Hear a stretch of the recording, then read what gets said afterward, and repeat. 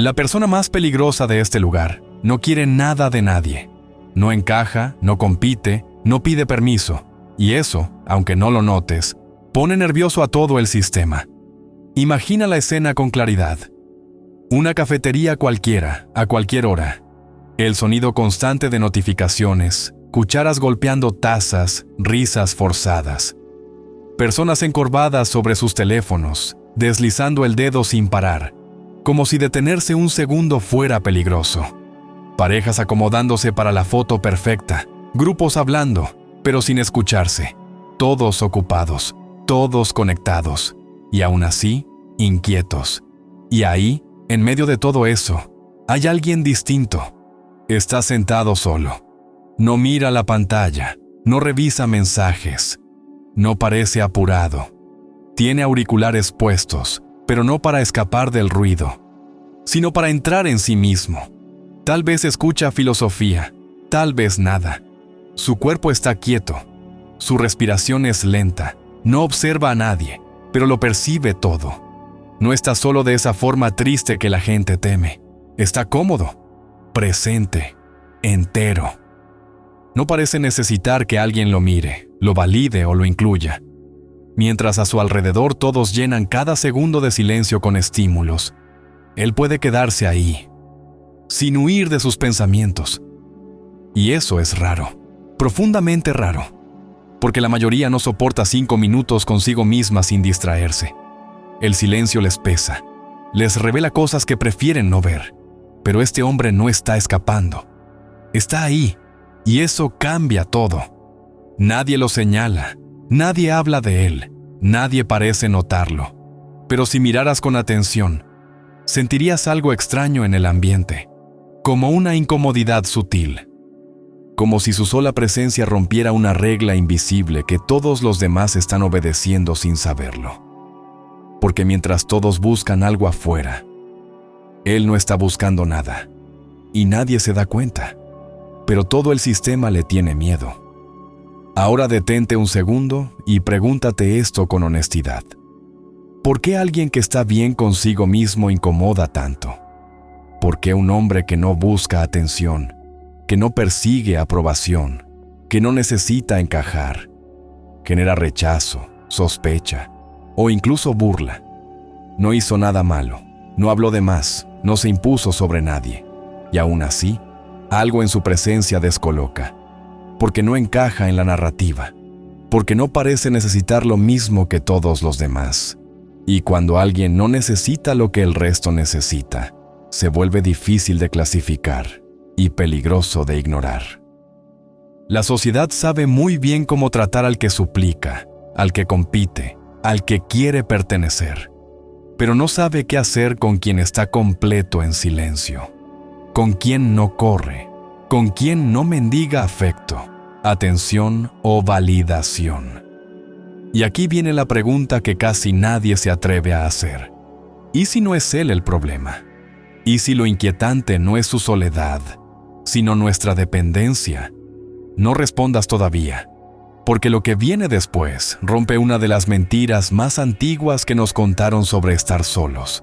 Una mentira tan normalizada que nadie la cuestiona, pero que sostiene gran parte de cómo funciona el mundo hoy. Si este tipo de ideas te están tocando algo adentro, quédate. Y si aún no estás suscrito, hazlo ahora. No para entretenerte, sino para pensar con más profundidad en un mundo que prefiere que no lo hagas. Porque si entiendes lo que viene, no vuelves a ver la soledad igual. Porque cuando miras de cerca, te das cuenta de algo inquietante. La incomodidad no nace de la soledad en sí, nace del espejo que esa soledad levanta frente a los demás. El hombre que no necesita a nadie obliga a otros a enfrentarse con una pregunta que prefieren evitar. ¿Por qué yo sí necesito tanto? El problema no es que esté solo, el problema es que está en paz. Y esa paz no fue comprada, no fue otorgada, no fue validada por nadie más. En un mundo donde casi todo gira alrededor de pertenecer, destacar o ser aceptado, alguien que no juega ese juego parece defectuoso o peligroso. porque no responde a los estímulos habituales, no se mueve por miedo al rechazo, no corre detrás de la aprobación, no ajusta su personalidad para agradar, y eso rompe la ilusión colectiva. La mayoría vive ocupada evitando el silencio, llenando cada espacio vacío con ruido, opiniones, distracciones, rostros ajenos. No porque sea placentero, sino porque quedarse a solas con uno mismo exige coraje. Exige mirarse sin filtros. Exige admitir verdades incómodas. Pero el hombre que puede estar solo ya cruzó ese umbral. Ya se sentó con sus pensamientos. Ya escuchó las voces internas que otros ahogan con pantallas y sobrevivió. Por eso no reacciona como esperan. Por eso no se explica. Por eso no se justifica. Y aquí está la clave que casi nadie quiere ver. Cuando no necesitas a los demás para sentirte completo, dejas de ser predecible. Y cuando dejas de ser predecible, el sistema pierde agarre sobre ti. Porque ¿cómo controlas a alguien que no teme quedarse solo? ¿Cómo presionas a alguien que no depende de tu aprobación? ¿Cómo compras a alguien que ya se pertenece? Ese es el verdadero motivo del miedo. No tu aislamiento, tu independencia. Y a partir de aquí, lo que viene no es cómodo, pero es liberador. El verdadero miedo nunca fue la soledad. El verdadero miedo es lo que ocurre cuando alguien aprende a soportar el silencio. Porque el silencio no es vacío. El silencio es un espacio sin interferencias. Y en ese espacio aparece algo que el sistema no puede programar: pensamiento propio. La mayoría no piensa, reacciona. Reacciona a tendencias, a opiniones, a titulares, a lo que es aceptado y a lo que no. Pero pensar de verdad exige detenerse. Exige incomodidad. Exige estar dispuesto a no saber quién eres durante un tiempo. Y casi nadie quiere pasar por ahí. Quien soporta el silencio empieza a escuchar sus propias preguntas. Empieza a notar contradicciones. Empieza a ver grietas en ideas que siempre dio por ciertas. Y sin darse cuenta, deja de repetir. Y empieza a comprender. Y aquí ocurre algo peligroso. Pensar por uno mismo te vuelve impredecible. Una persona predecible compra lo que le dicen que compre. Opina lo que su grupo espera que opine. Se indigna cuando le dicen que se indigne. Se calma cuando le dicen que todo está bien. Pero una persona que piensa sola no responde igual. Hace pausas incómodas. No adopta posturas automáticas. Pregunta, ¿por qué? Cuando todos ya dijeron sí. Y eso desestabiliza. Los sistemas no saben qué hacer con alguien que no reacciona como debería. No pueden anticiparlo. No pueden empujarlo fácilmente. No pueden chantajearlo con aceptación o rechazo. Porque cuando tu criterio nace dentro, la presión externa pierde fuerza. Por eso, a lo largo de la historia, las personas verdaderamente libres nunca fueron las más ruidosas, ni las más seguidas, ni las más populares. Fueron las que podían quedarse a solas con una idea, y no abandonarla solo porque el grupo lo exigía. Ahí es donde entra la filosofía, no como teoría, no como libros antiguos, sino como un acto radical de independencia interior.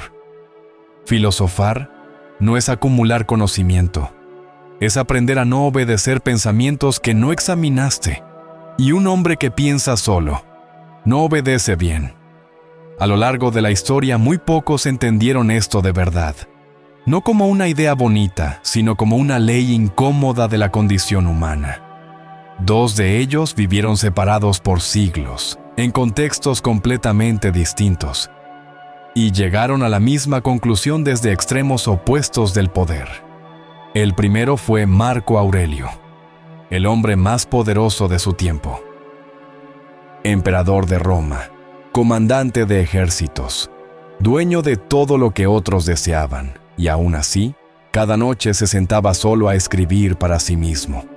No para el público, no para la historia, para él. En esos textos privados, que nunca pensó publicar, dejó claro algo perturbador. El verdadero dominio no era sobre otros, sino sobre la propia mente. Mientras el mundo lo veía como una figura absoluta de autoridad, él se entrenaba en silencio para no ser esclavo de sus impulsos, de sus miedos, de su ego. La soledad no era un escape del poder, era su fuente. Marco Aurelio entendió que quien no puede estar solo consigo mismo, aunque gobierne imperios, sigue siendo débil. Siglos después, desde el otro extremo, apareció Nietzsche. Sin trono, sin ejército, sin aprobación social, enfermo, incomprendido, aislado. Y precisamente por eso, libre para decir lo que otros no podían. Nietzsche lo vio con brutal claridad. El individuo siempre está en peligro de ser absorbido por la tribu, por sus valores, sus normas, sus miedos, sus recompensas. La mayoría no vive su vida. Interpreta un papel aceptable. Cree lo que debe creer. Desea lo que se espera que desee. Piensa lo que no incomoda. Pero el que se atreve a quedarse solo empieza a notar algo: que muchas de sus creencias no nacieron en él, que muchas de sus culpas no le pertenecen, que muchas de sus ambiciones fueron implantadas. Y ahí comienza la soberanía mental. Marco Aurelio lo practicó desde el poder. Nietzsche lo gritó desde la marginalidad. Ambos entendieron la misma verdad peligrosa. La soledad no es ausencia, es autonomía. Cuando puedes estar solo con tus pensamientos, nadie puede pensar por ti. Cuando nadie puede pensar por ti, no eres dócil, no eres manejable, no eres útil para los juegos del rebaño. Y eso es exactamente lo que no se puede permitir. Aquí es donde todo cambia por dentro. Porque la verdadera transformación del solitario peligroso no es externa, no es visible, es silenciosa y profunda. Primero ocurre una ruptura, lenta, incómoda, casi dolorosa. La ruptura con la adicción a la aprobación. Al principio no se nota, solo deja de explicar tanto. Deja de justificar sus decisiones. Deja de necesitar que alguien le diga, hiciste bien. Mientras otros miden su valor en likes, mensajes, respuestas y miradas, algo dentro de él se apaga y algo más fuerte se enciende. Empieza a sentir respeto por sí mismo, no el respeto inflado del ego, sino ese respeto silencioso que no necesita aplausos, el que no se negocia, el que no se vende. Y cuando eso ocurre, ya no vuelves atrás, porque descubres que la aprobación externa siempre fue un sustituto barato de algo que solo podía construirse desde dentro. Luego viene la segunda fase, la que casi nadie soporta. Aprende a estar con la incomodidad. No huye del silencio. No anestesia el vacío. No corre cuando aparecen pensamientos incómodos. Se queda. Se queda cuando emerge la duda. Se queda cuando aparece la culpa. Se queda cuando la mente le muestra heridas que llevaba años evitando. La mayoría toma el teléfono, él no. La mayoría se distrae, él observa, y en ese quedarse, algo se reordena. Empieza a reconocer patrones, empieza a entender por qué hace lo que hace, empieza a ver sus miedos sin maquillarlos, hace amistad con sus demonios, y por eso dejan de dominarlo. Y entonces llega la tercera transformación.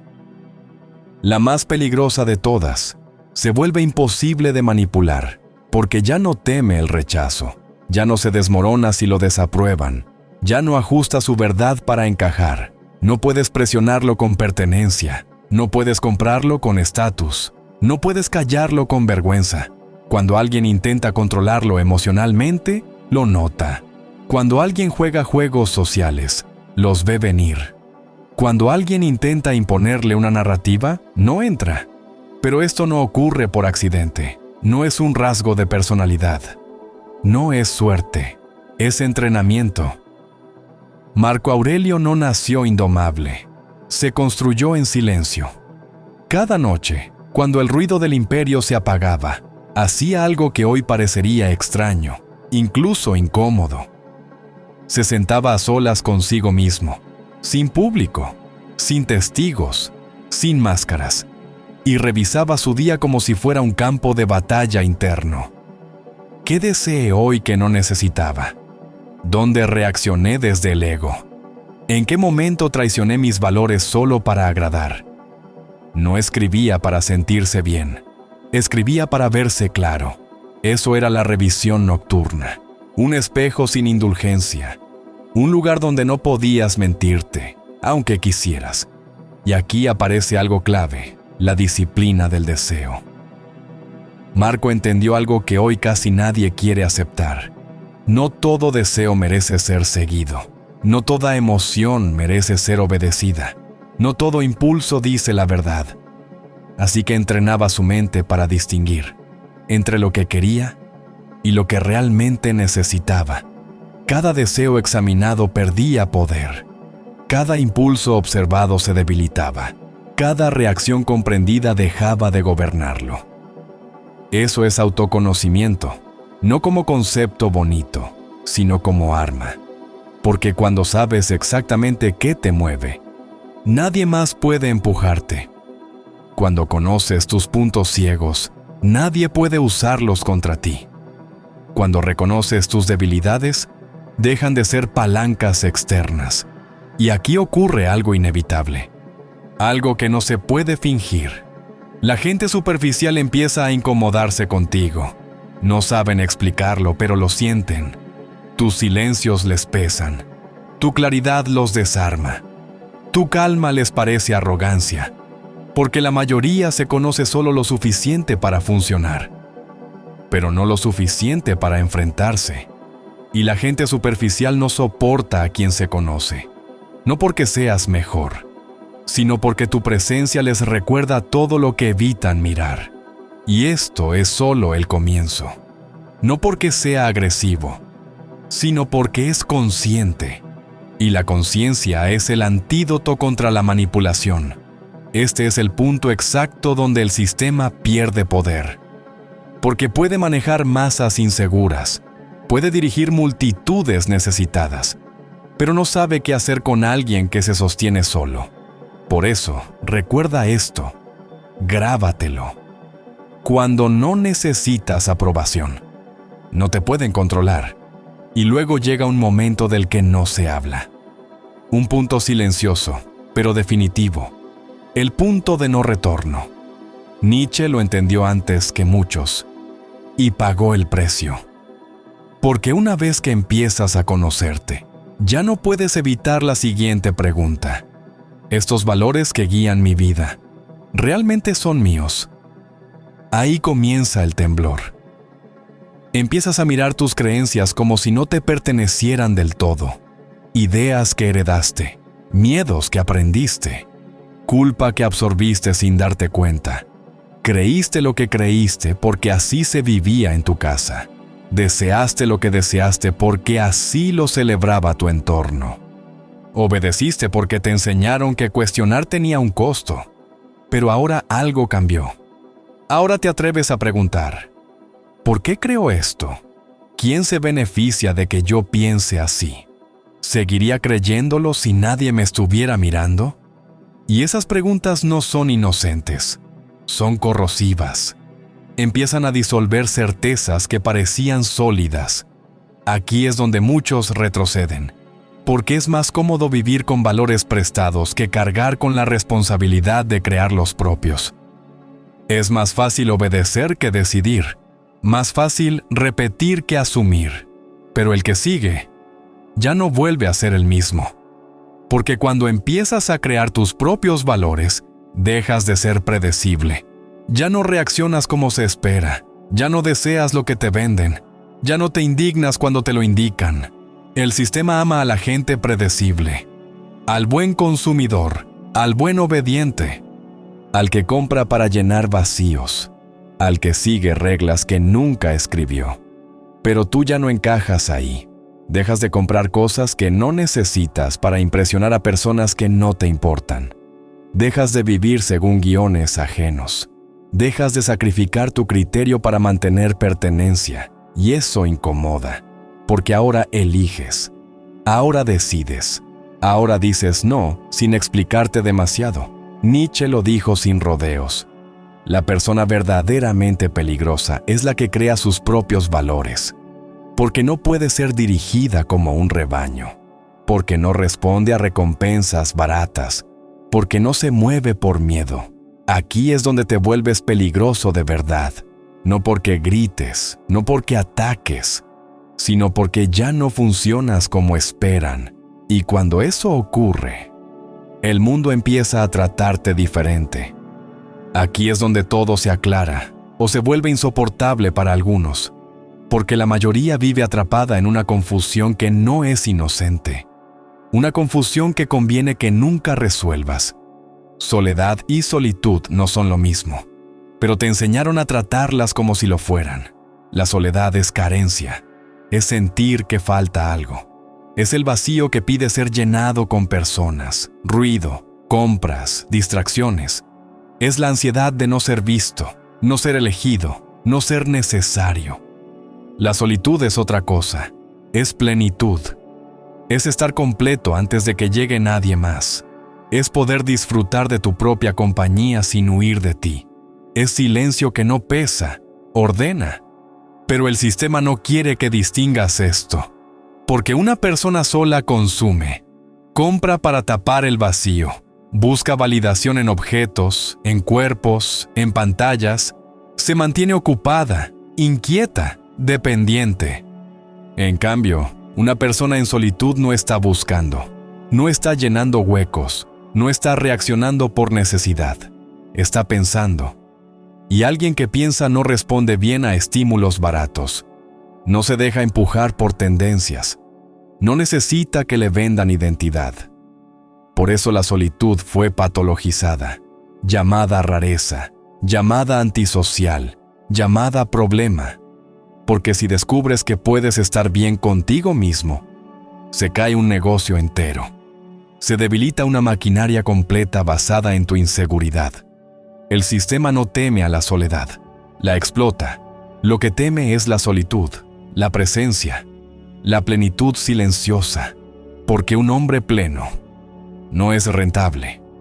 La solitud peligrosa no es improvisación, no es aislamiento al azar. Tiene estructura, tiene raíces, tiene pilares.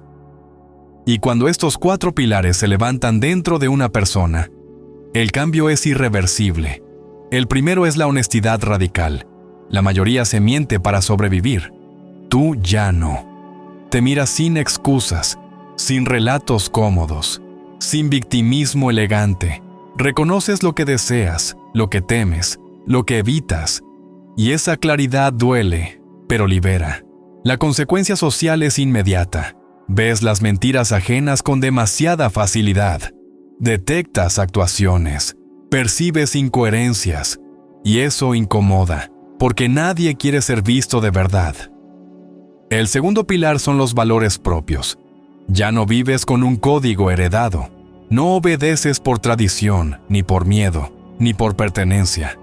Decides qué es correcto para ti después de pensar, no después de imitar. La consecuencia social es clara. Dejas de responder a la culpa y a la vergüenza colectiva. Haces lo que consideras justo, aunque no sea popular. Y cuando no pueden controlarte con culpa, te llaman frío, egoísta o arrogante. El tercer pilar es la autosuficiencia emocional. No significa que no sientas. Significa que no dependes. Tu estabilidad no está en manos ajenas. No necesitas que otros regulen tus emociones por ti. La consecuencia social es incómoda. Ya no eres manipulable emocionalmente.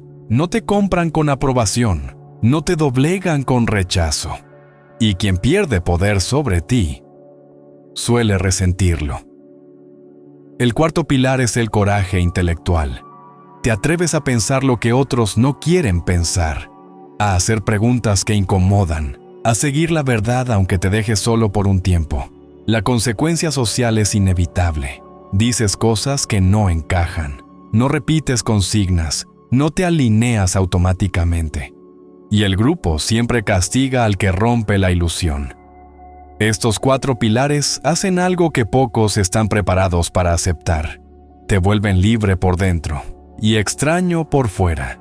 Porque una persona honesta, con valores propios, emocionalmente autosuficiente y con coraje intelectual, ya no encaja bien en un mundo construido sobre dependencia, miedo y obediencia. Y eso tiene un precio, porque no vamos a romantizarlo.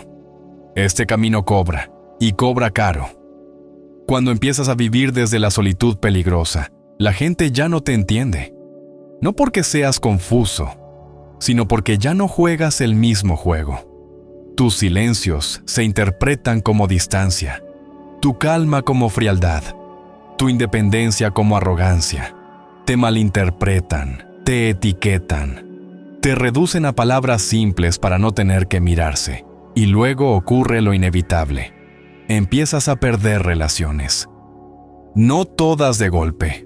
Algunas se enfrían, otras se disuelven sin una pelea.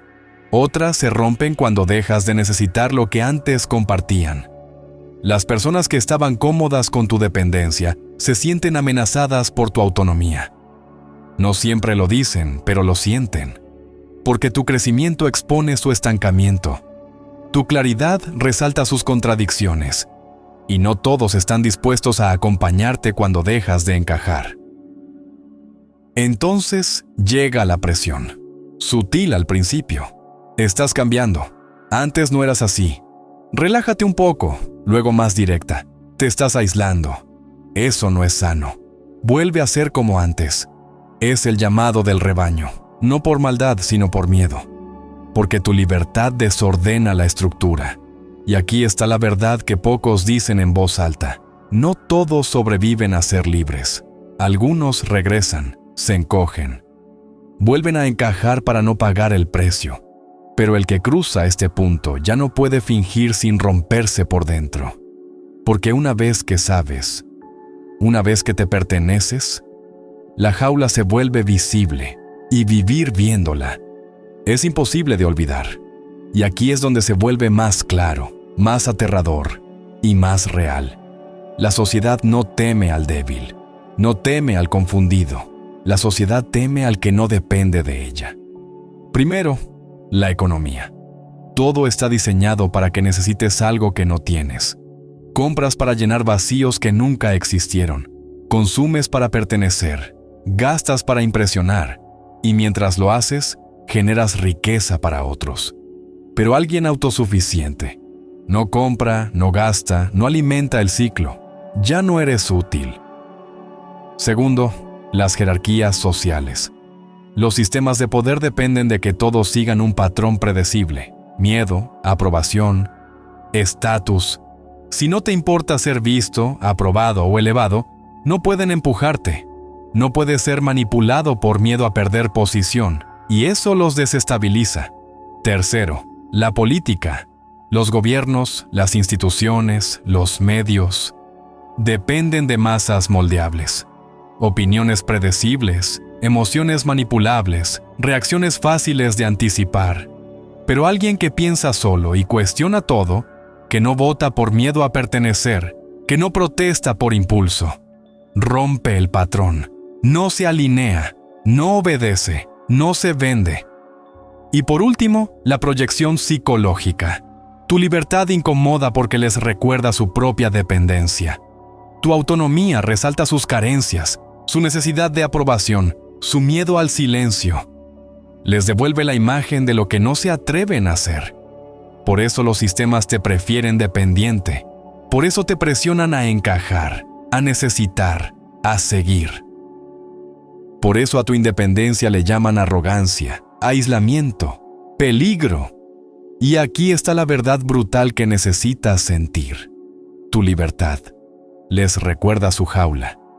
Pero no te confundas. Ser peligroso no significa hacer un cambio radical de un día para otro. No se trata de aislarte ni de romper todo a tu alrededor. Se trata de empezar, paso a paso, sin romperte en el intento. Primero, soledad sin distracciones. Nada de teléfono, nada de música, nada de pantallas. Solo tú y tus pensamientos. 10 minutos al día. ve aumentando. Observa cómo tu mente se mueve, cómo tus emociones aparecen, cómo tus deseos y miedos se revelan sin filtros. Ese es tu gimnasio mental. Segundo, escritura. No para que alguien lea, no para publicar. Escribe para ti. Lo que sientes, lo que cuestionas, lo que temes. Convierte la revisión nocturna de Marco Aurelio en tu hábito. El papel no juzga, el papel no miente, el papel refleja. Tercero, cuestionamiento interno. Cada creencia, cada valor, cada impulso que sientes, pregúntate, ¿esto es mío? ¿Por qué lo creo? ¿Qué pasaría si empezara de cero? No temas las respuestas incómodas. Ahí es donde nace la claridad. Cuarto, construye una vida interior rica. Encuentra actividades que disfrutes solo. Leer, caminar, pensar, crear. No como escape, sino como alimento. El objetivo no es llenar el tiempo, sino llenar tu mundo interno. Para que cuando estés solo, no haya vacío, solo plenitud. Empieza pequeño. No necesitas aprobación. No necesitas resultados inmediatos. Solo necesitas constancia. Porque cada minuto que te perteneces, cada pensamiento que no se vende, cada impulso que examinas, te hace un poco más peligroso, un poco más libre, un poco más completo. Y recuerda, la libertad empieza dentro. Y aquí llega la paradoja final, la que casi nadie entiende hasta que la vive. Cuanto más completo te vuelves contigo mismo, cuanto menos necesitas de los demás, más magnético te vuelves. No porque cambies tu apariencia, no porque busques impresionar, no porque te esfuerces en encajar, porque la plenitud tiene un lenguaje propio, silencioso, poderoso, imposible de ignorar. Tus relaciones cambian. Ya no eliges compañía por necesidad, eliges por deseo genuino, y esa elección sincera eleva la conexión, la hace más profunda, más auténtica. La gente lo siente y se acerca, no porque los busques, sino porque tu independencia atrae. El trabajo cambia. Ya no persigues reconocimiento ni aplausos. No buscas validación en resultados externos. Haces lo que realmente importa, con pasión y claridad. Y la calidad, la creatividad, la autenticidad se vuelven inevitables. La vida cambia. Cada decisión surge desde tu centro, no desde el miedo, no desde la aprobación. Cada acción tiene sentido, cada relación tiene propósito, cada momento se siente más pleno. Y lo más sorprendente de todo, la atracción es un efecto secundario. No es el objetivo, es el subproducto de estar completo, de ser independiente, de pensar por ti mismo y vivir desde tu centro. Cuando no necesitas nada de nadie, todo lo que importa empieza a acercarse a ti. Así que aquí está tu llamado final. Vuélvete peligroso.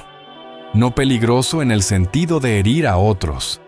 Peligroso en el sentido de ser imposible de controlar. Peligroso en el sentido de pensar por ti mismo. Peligroso en el sentido de estar completo, de tener tu propio código, tu propia fuerza, tu propia claridad. Es hora de dejar de buscar aprobación, de dejar de seguir guiones que no escribiste, de dejar de depender de lo que otros piensan de ti. Comienza a observar tus pensamientos, cuestiona tus creencias, escribe, reflexiona, fortalece tu mundo interno, y cuando lo hagas, notarás algo. Tu independencia se vuelve magnética, tus relaciones se vuelven auténticas, tu vida se vuelve significativa. Si esto resonó contigo, haz algo ahora. Suscríbete al canal para no perderte lo que viene. Deja un comentario sincero, desde tu introspección. ¿Qué creencia heredada estás dispuesto a cuestionar primero? Y antes de irte, mira uno de los videos que aparece en pantalla. Cada segundo que inviertes en entenderte a ti mismo te acerca a ser la persona más peligrosa y más libre que jamás hayas conocido. Porque en un mundo desesperado por encajar, estar solo es un acto radical.